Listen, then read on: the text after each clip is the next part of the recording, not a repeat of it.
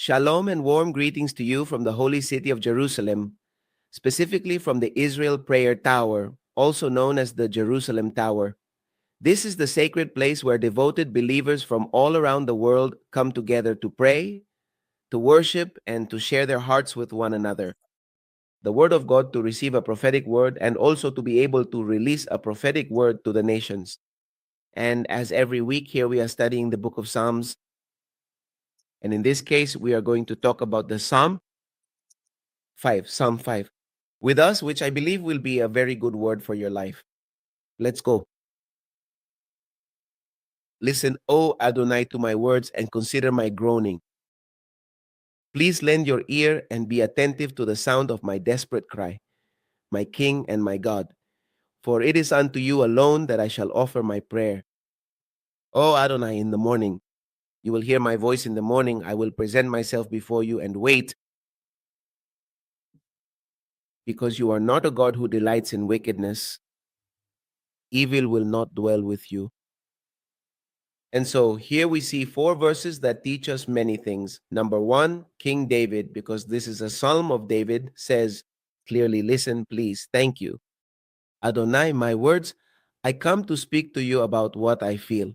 But I want to tell you that if you want, because that's what consider my groaning means, it means that you consider it. I'm not saying that you have to accept me, God, but that I need you. And I'm not coming to tell you about just an issue or a problem. My soul is groaning. Did you know that to groan, it's being unable to speak? When you groan, it's because you can't speak due to the pain. It's very important to understand this wonderful psalm. Verse 2, be attentive to my cry. What is a cry? It's a desperate plea. A cry is a request we make out of great need. I am crying out. And when I cry out, I always cry out to someone superior with respect. Consider me, take me into account. I am groaning. My cry, listen, my King and my God, for to you I will pray. What does it mean? For to you I will pray. This truly signifies that I will not offer my prayers up to anyone else but you. I will not actively search for or seek out any man or any person or any other thing in this world or anyone else at all. God, because you are my God. You are my King. You are my Lord with you. Can I bring these matters to you? And you know what, my God? To you I will lift my voice in the morning, and I know you will hear me. That is to say, here King David is now teaching us, besides the fact that he is speaking with Elohim, he is leaving us a lesson. You are in distress, you are in pain. Do you want to come before Elohim with a contrite and humble heart? Do it in the morning. Seek him every morning. Ask him every morning. Talk to him in the morning. It is the first thing you should do in the day. Seek him. We should always do it. But of course, if you are groaning and being pursued by your enemies, as this psalm says, all the more reason to do so.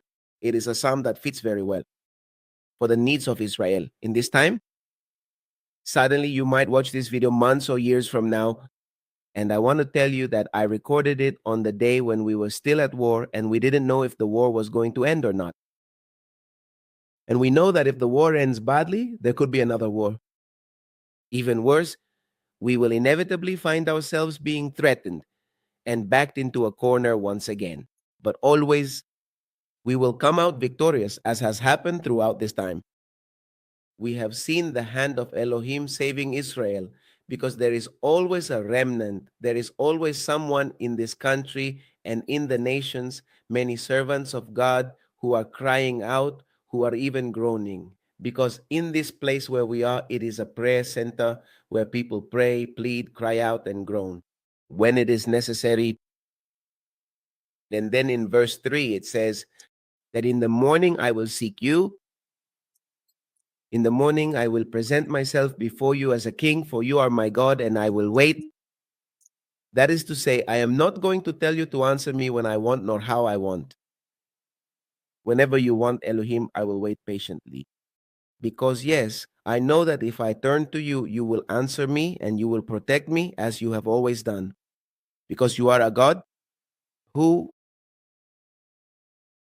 does not delight in wickedness, but delights in those who seek you. So I leave you with this psalm. Read it in its entirety, and you will see that there are even more lessons for you.